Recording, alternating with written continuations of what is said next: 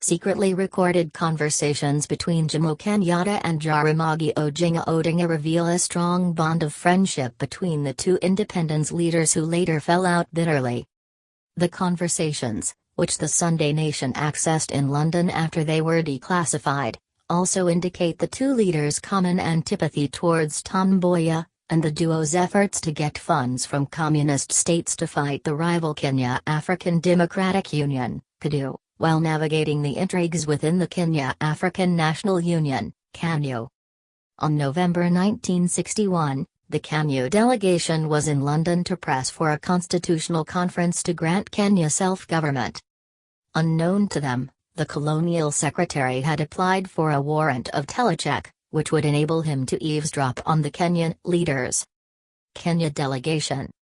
In the application, which was made on his behalf by Major R.P. Whitby, the colonial secretary stated that future constitutional developments in Kenya depended on the outcome of the discussions that were to take place, and therefore it is of great importance that the colonial office should have full access to the private views and intentions of the leaders during their stay in London.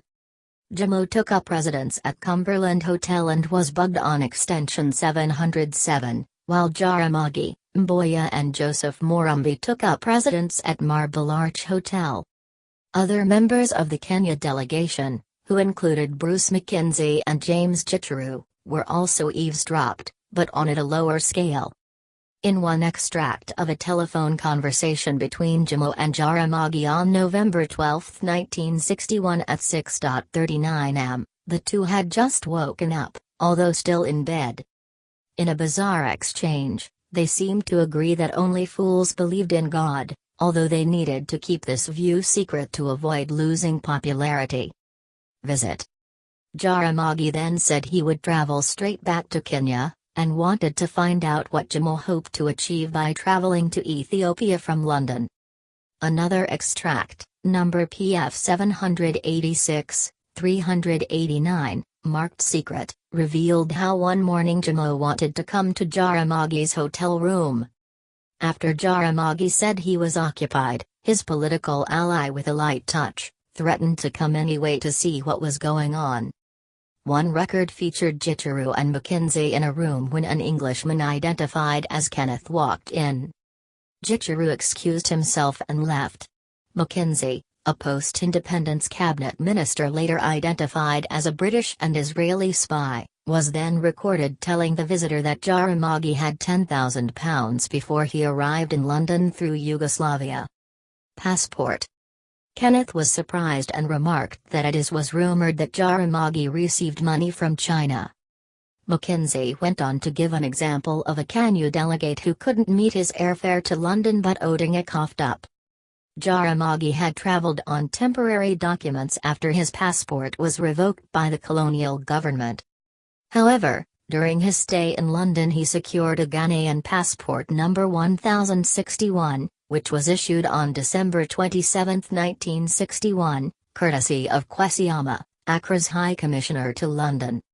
Having succeeded in pressing for a constitutional conference during their first visit, the Kenya delegation returned to London on February 1962 for the second Lancaster Conference.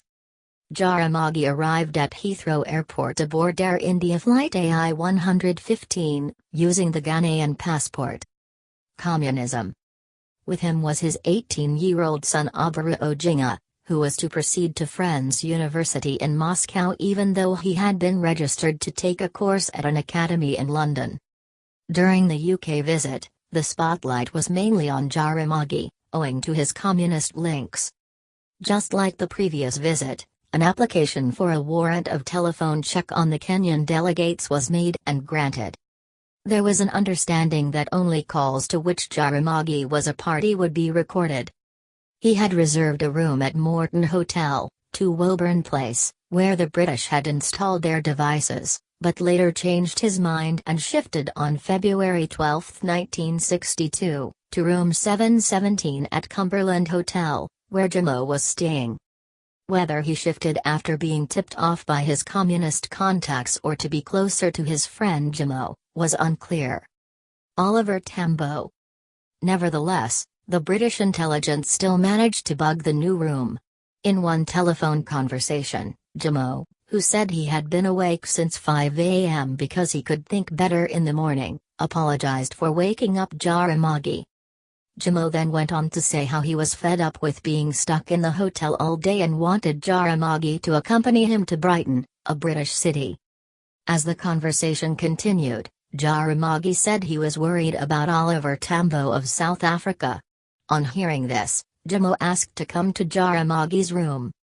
The two were also desperate for funds as revealed in a conversation during their meeting with Chinese diplomats on March 7, 1962.